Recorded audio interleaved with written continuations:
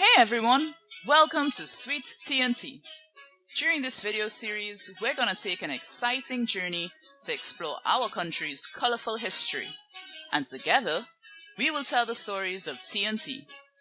So, let's start from the very beginning, shall we? For our first episode, we're gonna tell the story of the first people of Trinidad and Tobago. Have you ever wondered who discovered our beautiful country? Well, if you were thinking this guy right here, Christopher Columbus, you'd be very wrong. While Christopher did lay his eyes on our Trinity Hills in the year 1498, which is about 520 years ago, we'd have to go back in time way further than that to figure out who came first. All the way to the year 3400 BC. That's over 5,000 years ago. Did you know that the earliest evidence of people in the Caribbean was found right here in Trinidad? Yep, at the Banwari Trace archaeological site. This is the oldest archaeological site in the entire Caribbean. And in 1969, the skeletal remains of an Amerindian man were found here. Testing revealed that these skeletal remains were dated back to the year 3400 BC. That's over 5,000 years ago. Other artifacts found were dated back to 7,000 years ago. How cool is that? So you may be wondering, who were the Amerindians? Well, they were the first people of Trinidad and Tobago. You may know them as the Caribs and the Arawaks. The name Carib and Arawak are used to refer to two groups of Amerindian people that were native to South America and traveled to the Caribbean. They were called Carib and Arawak because of the languages that they spoke.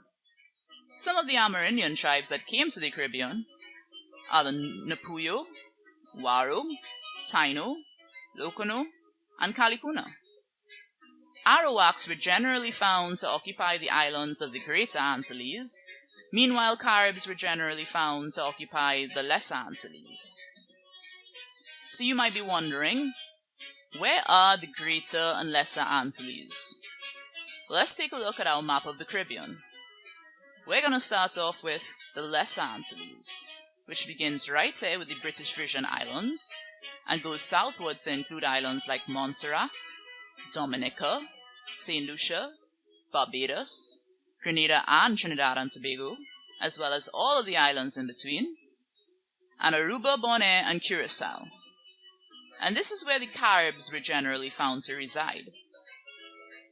Next up, we have the Greater Antilles, and that begins right here with Puerto Rico.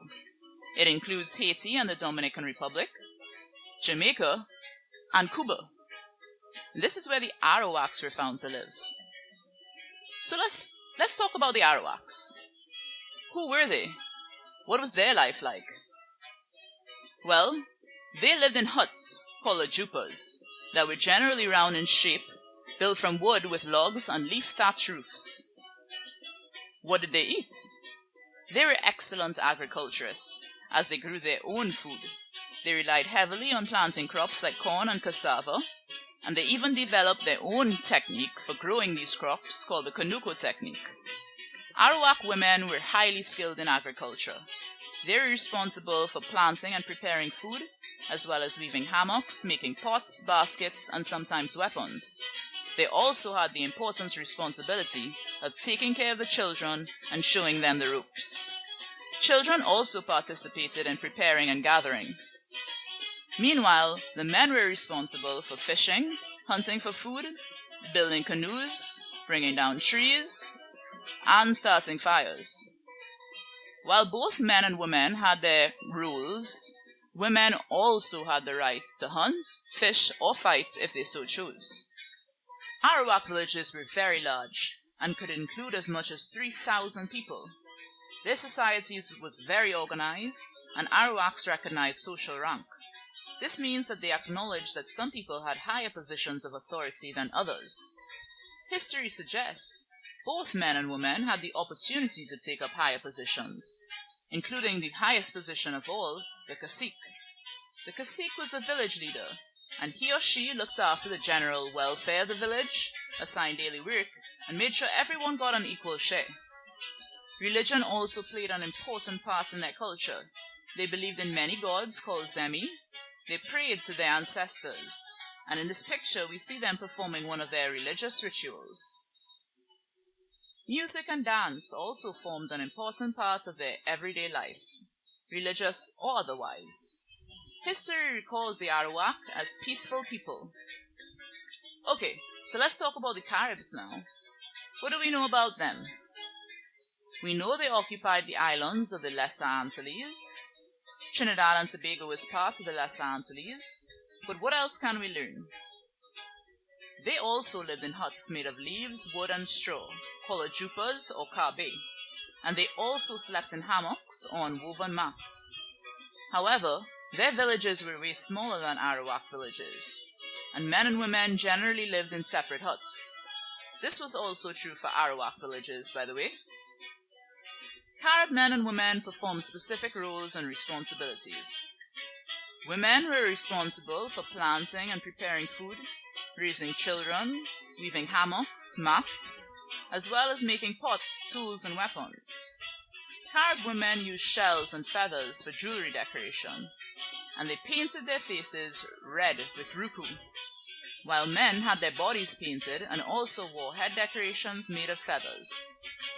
As you could tell from the pictures we've seen so far, both groups of Amerindians barely wore any clothes.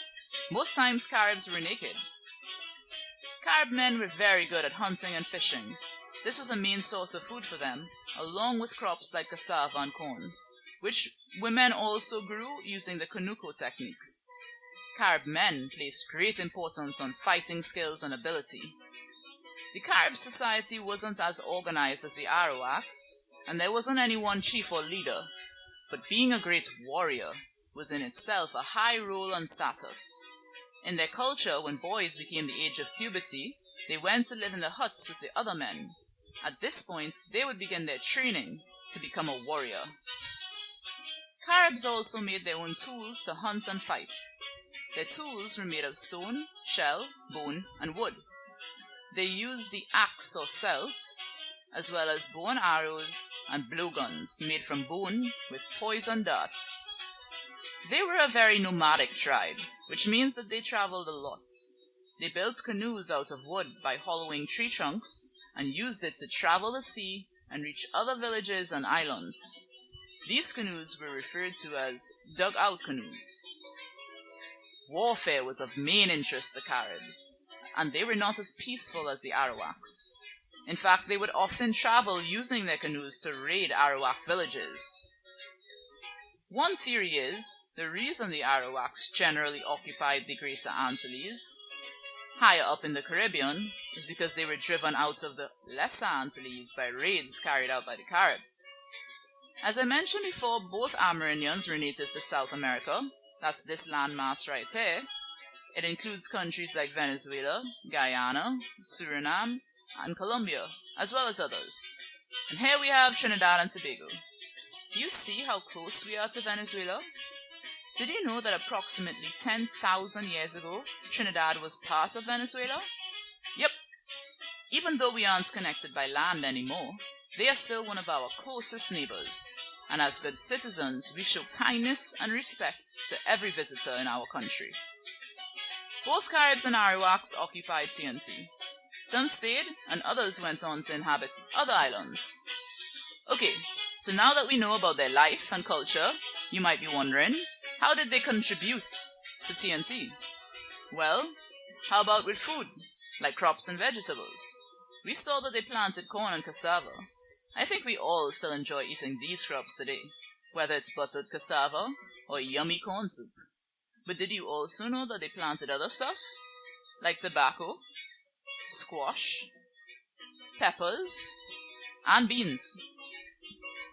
Or how about yummy cooking methods like barbecue? Yep, barbecue is known all over the world as a delicious way to prepare food. But did you know that barbecue has its origins right here in the Caribbean? History credits it to the Taino. Barbacoa, as it was so called, referred to the wooden frame on which the meat was smoked. How about pots and baskets? Take a look at this picture. I'm sure at least one of you have a woven basket in your house right now. Next up on the list, hammocks. As I mentioned, both Caribs and Arawaks use hammocks to sleep. What about canoes? Amerindians' preferred way of traveling. These are just a few of the many contributions that Amerindians have made to our country. If you're interested in learning more about Amerindians in TNT, you should check out the Santa Rosa First People community. Feel free to Google and learn more about what they are doing to safeguard the Amerindian culture and keep it alive today. Well, that's a wrap. If you enjoyed this video, please give it a like and make sure to subscribe. Look out for the next episode and catch you next time on Sweets TNT.